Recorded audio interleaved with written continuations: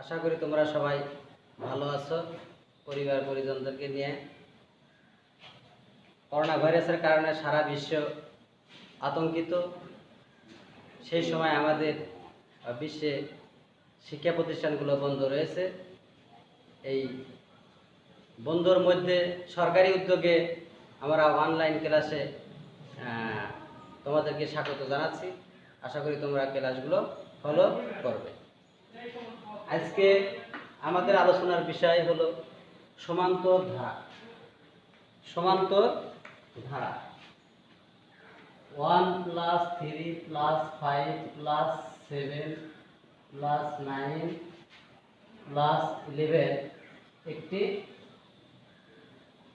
ধারা।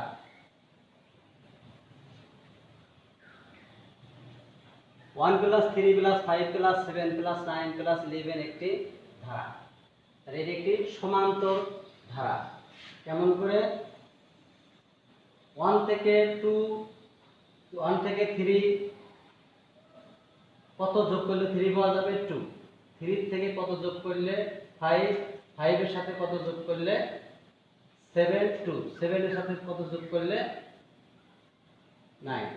এরকম ভাবে ধারাটা তৈরি হয়েছে। তাহলে এখানে 2টাকে বলা হয় অন্তর।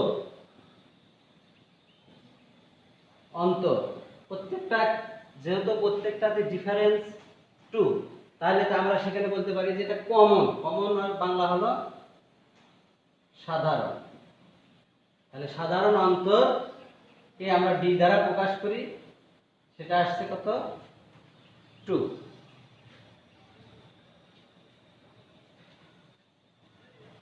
এখন এখানে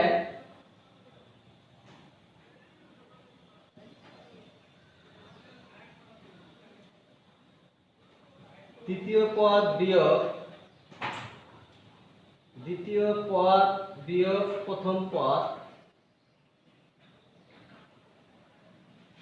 সমান সমান 3 - 1 2। তৃতীয় পদ বিয়োগ দ্বিতীয় পদ, আমি একটু সংক্ষেপে লিখলাম 5 - 3 সমান 2। চতুর্থ পদ বিয়োগ তৃতীয় পদ সমান সমান 7 - 5 সমান 2। তাহলে দেখা যাচ্ছে প্রতিটা ক্ষেত্রেই আমাদের ডিফারেন্স অর্থাৎ পার্থক্য হলো 2। তাহলে সেই ক্ষেত্রে আমরা বলতে পারি 1 + 3 + 5 + 7 + 9 + 11 একটি সমান্তর ধারা। সমান্তর ধারা। তাহলে অ্যারিথমেটিক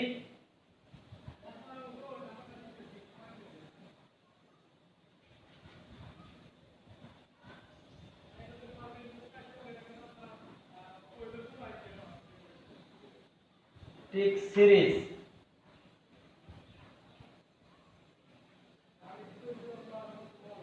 অ্যারিথমেটিক সিরিজ সমান্তর ধারা। তাহলে এখন আমরা সমান্তর ধারা সংজ্ঞায়িত করতে পারি।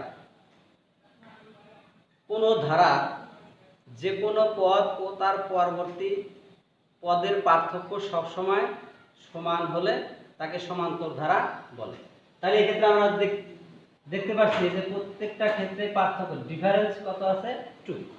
তাহলে এটাকে আমরা বলতে পারি যে এটা একটি সমান্তর ধারা। সমান্তর ধারা সংজ্ঞা অনুযায়ী তাহলে আমরা লিখব যে অতএব ধারাটি একটি সমান্তর ধারা। এখন সমান্তর ধারাটা দুই প্রকার, একটি সসীম বা শান্ত ধারা, আরেকটি অসীম বা অনন্ত ধারা।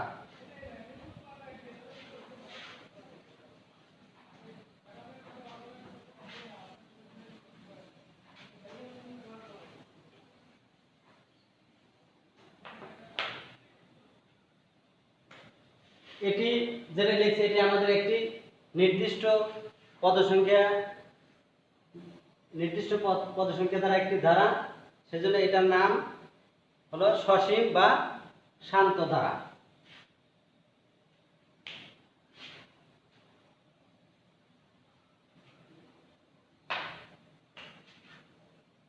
সসীম বা শান্ত ধারা, এটাকে বলা হয় ফিনিট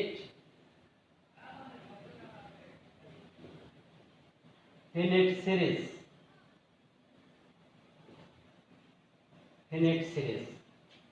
এরকম আমরা আরেকটি অনন্ত ধারা, অসীম বা অনন্ত ধারা, যেমন 1 + 4 + 7 + 10 + ডট ডট, এটি একটি ধারা। তাহলে এটি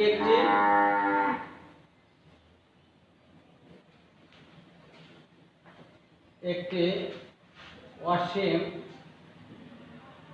বা অনন্ত ধারা, যাকে ইংরেজিতে বলা হয় ইনফিনিট সিরিজ।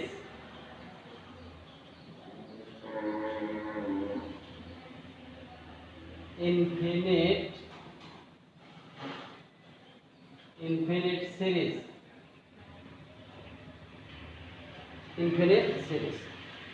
তাহলে আজকে আমাদের মূলত আলোচনার বিষয় হলো সমান্তর ধারা আমরা কিভাবে সলভ করতে পারি।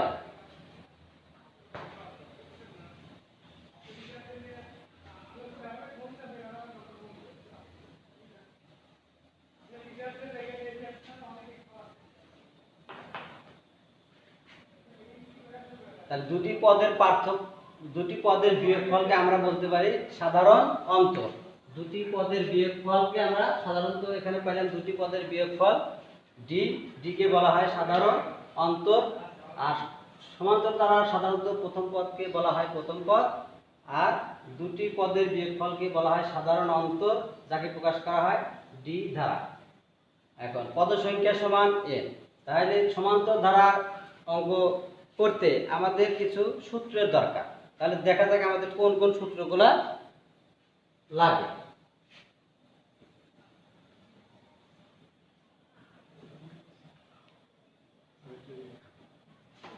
n তম পদ সমান a + n - 1 * d।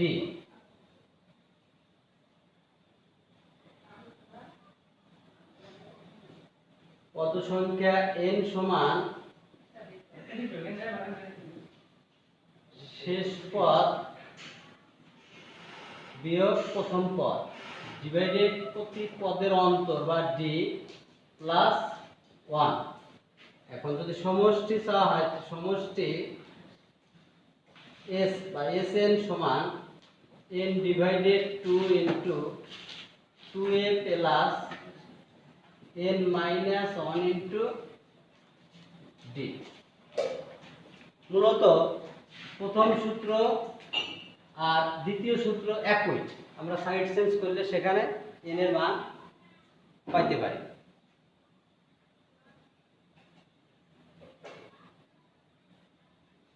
এখন কিছু অঙ্ক আমরা করে দেখি যে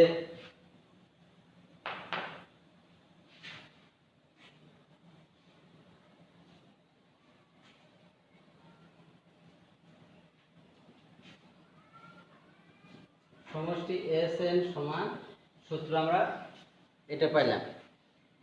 এখন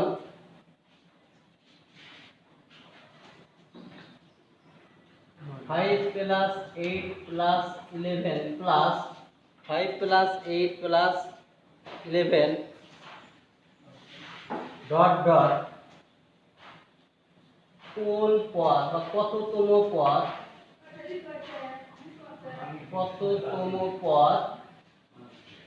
383। 5 + 8 + 11 + ডট ডট কততম পদ 383।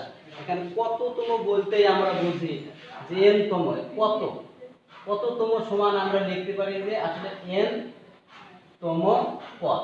n তম পদ বের করলে আমাদের কততম পদ বের হবে। তাহলে n তম পদ সমান আমরা জানি যে a plus n minus 1 into d। এখানে প্রথম পদ a সমান 5, সাধারণ অন্তর d সমান 8 মাইনাস 5। শেষ পদ অর্থাৎ শেষ পদ মানে n তম পদ 383।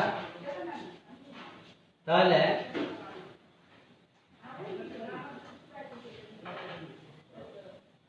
আমরা জানি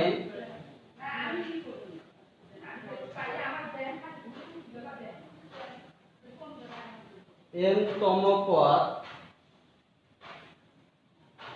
a plus n minus 1 into d।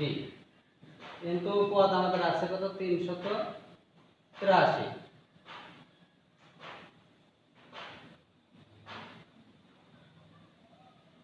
a সমান 5, n minus 1 into d, d এর মান 3 বা 383 ইকুয়াল 5 প্লাস 3n মাইনাস 3 বা 383 5 থেকে 3 বাদ দিলে 2 প্লাস 3n বা 3n সমান, আমি আরেকটু সহজ করে দেই 383 মাইনাস 2 ইকুয়াল 3n বা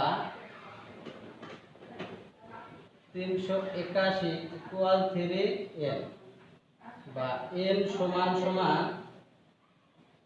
381 ভাগ 3। অতএব n সমান আমরা এখন ভাগ দিলে পাবো 1 2 7। অতএব আমরা লিখতে পারি যে ধারাটির কততম পদ ছিল 383, ধারাটির 127তম পদ 383। সেক্ষেত্রে আমরা তখন লিখব যে অতএব ধারাটির 127তম পদ 383। তাহলে আমরা পাইলাম যে 5 plus 8 plus 11 plus dot dot কততম পদ 383। এখন আমরা আরেকটা অঙ্ক সলভ করি।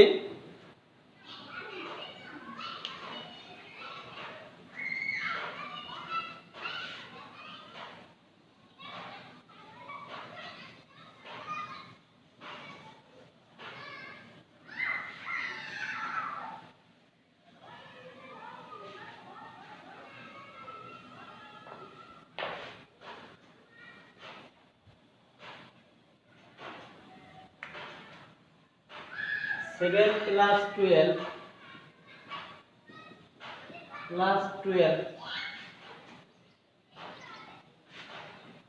70 प्लस डट डट डट ধারা 30টি পদে ধারা প্রথম 30টি পদের সমষ্টি কত? আগের অঙ্কে আমরা পাইছিলাম কততম পদ 383। এবার দেখা যাচ্ছে যে এত ধারার প্রথম 30টি পদের সমষ্টি কত। তাহলে এখানে আমাদের সমষ্টি বের করতে হবে। তাহলে সমষ্টি সমান সূত্র আমাদের অবশ্যই জানা আছে। সমষ্টি Sn সমান n divided 2 into 2a plus n minus 1 into d। এই সূত্রটা ব্যবহার করলে আমরা অঙ্কটা সলভ করতে পারব। তাহলে এখানে প্রথম পদ a সমান 7, সাধারণ অন্তর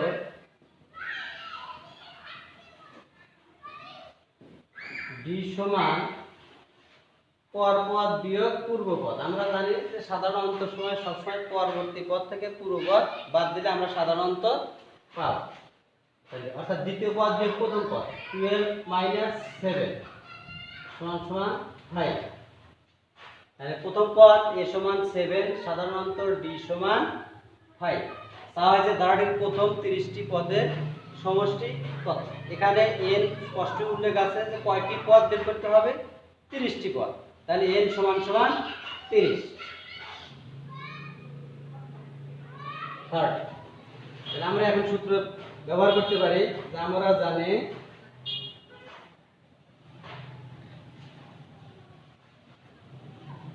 সমষ্টি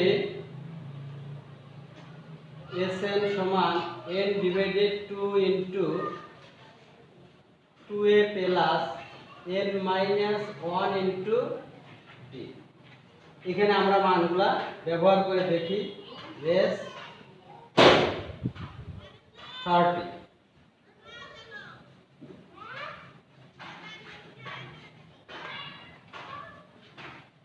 2a কত 5 7 প্লাস 30 মাইনাস 1 ইনটু d কত 5।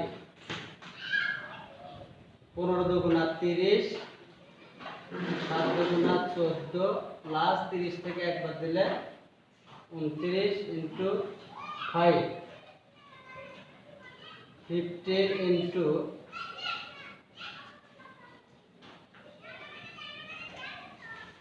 5 নং 45 এর 5 হাতে থাকে 4, 29 গুণন 5, 5 নং 35 এর 5 হাতে থাকে 4, 5 গুণন 10 আর 4 এ 14, 15 ইনটু 5 4 এ 9, 4 একে 5, 159 গুণন 15 দিলে আমাদের কাঙ্ক্ষিত ফল আমরা পেয়ে যাব। তাহলে আমরা ক্যালকুলেশন করে এখন দেখি।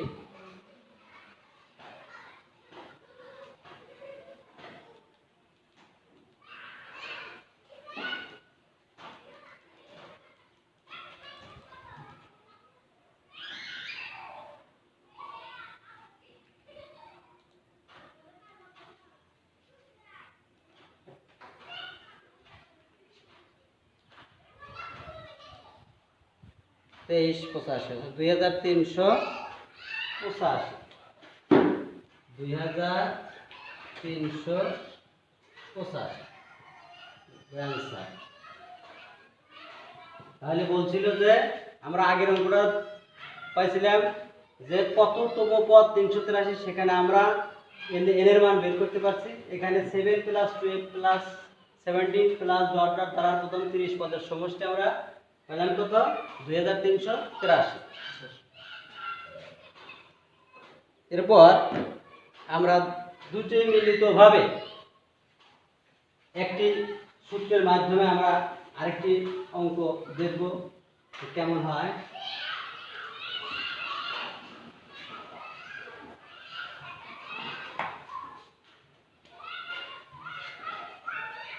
One plus 2 plus 3 plus dot dot dot plus 99 समान কত। 1 plus 2 plus 3 plus dot dot plus 99 সমান কত। তাহলে দেখা যাচ্ছে যে এখানে আমাদের দুটো অংশ আছে, দুটো অংশ পাওয়া হয়েছে 1 plus 2 plus 3 plus dot dot, তার মানে কততম পদ 99 এবং সেই পদগুলোর সমষ্টি সমান আবার কত। তাহলে এই ক্ষেত্রে আমাদেরকে আগে কততম পদ সেটা বের করতে হবে। তাহলে এখানে ধারার প্রথম পদ a সমান 1, ধারার প্রথম পদ a সমান 1, সাধারণ অন্তর d সমান দ্বিতীয় পদ দিয়ে প্রথম পদ সমান 1 ধরে ধারাটির n-তম পদ, ধারাটির n-তম পদ 99। তাহলে ধারাটির n-তম পদ সময় আমরা সূত্র জানি, n-তম পদ আমরা লিখছি a plus n minus 1 into d equal 99, বা a সমান 1 plus n minus 1 into d এর মান কত 1 ইকুয়াল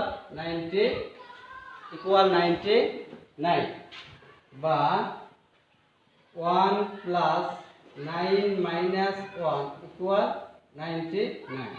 তাহলে মাইনাস 1 প্লাস 1 বাদ গেলে অতএব n সমান সমান 99। তাহলে কততম পদ? আমরা n-তম পদ পেলাম কত 99। এখন এটা সমান আবার বলা আছে যে সমান সমান কত, তাহলে এখন সমান সমান কত মানে এই সিরিজ বাই ধারাটার সমষ্টি সমান আবার কত। এখন আমরা সমষ্টি সূত্র ব্যবহার করে দেখি যে কত হয়।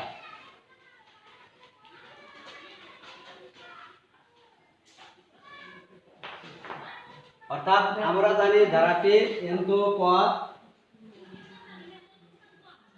আবার n পদের সমষ্টি, n পদের সমষ্টি Sn সমান সূত্র n divided 2 into 2a plus n minus 1 into d। অতএব আমরা কত পাইছিলাম n সমান সমান, n সমান সমান আমাদের ছিল 99। অতএব এই ধারাটির 99 পদের সমষ্টি কত হবে? তা 99টি পদের সমষ্টি সূত্র n এর জায়গায় 99 2 into 1 plus 99 minus 1 into d 1। তাহলে 99 divided 2 into 2 plus 99 minus 1 98 into 1 তার মানে 98। 99 ডিভাইডেড 2 ইন্টু 98 যোগ 2 তাহলে 100। এখানে আমরা কাটতে পারি 50 তো গুণা 100।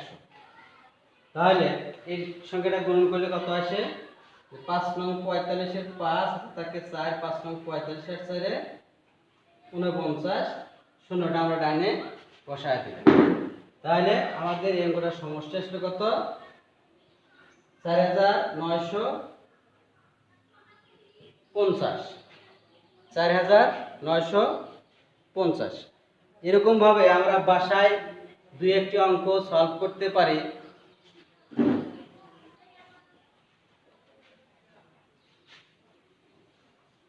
বাড়িতে আমরা এই নিয়ম অনুযায়ী কিছু সমস্যা সমাধান করতে পারব।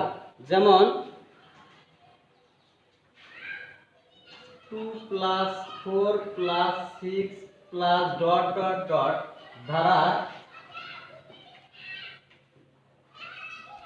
ধারার কততম পদ, ধারার কততম পদ 28। আমরা যে তিনটা নিয়ম ব্যবহার করলাম, অর্থাৎ যদি কততম পদ বলা থাকে সেটা বের করতে পারবো, বা এত পদের সমষ্টি কত বের করতে পারবো, অথবা যে 10টি বা 30টি পদের সমষ্টি কত, তিনটা নিয়মে আমরা শিখছি। সেখান থেকে আমরা বাসায় এটা সলভ করবো যে 2 plus 4 plus 6 plus dot dot ধারার কততম পদ 28। আশা করি তোমরা বাসায় অঙ্কগুলো সলভ করবে এবং কিভাবে এই সমান্তর ধারা নির্ণয় করতে হয় বা সমান্তর ধারা কাকে বলে সেটা আমি বলছি, তোমরা সেটা মনে রাখবে এবং সেই ধারার অনুযায়ী বাড়ির যে অঙ্কটা সমস্যাটা দিলাম সেই সমস্যাটা সমাধান করবে এবং তোমরা সবাই ভালো থাকবে, সরকারি বিধিবিধান নিয়ম মেনে চলবে, অর্থাৎ স্বাস্থ্যবিধি মেনে চলবে, ঘন ঘন সাবান পানি দিয়ে হাত ধোবে এবং প্রয়োজনে জরুরি প্রয়োজনে বাইরে যেতে হলে মাস্ক অবশ্যই ব্যবহার করবে। সর্বোপরি কথা, তোমরা স্বাস্থ্যবিধি মেনে চলবে। তোমরা সবাই ভালো থাকো এবং এই অনলাইন ক্লাস অবশ্যই দেখবে, এই আশা ব্যক্ত করে আমি আমার আজকের ক্লাস এখানে শেষ করছি। আল্লাহ হাফেজ।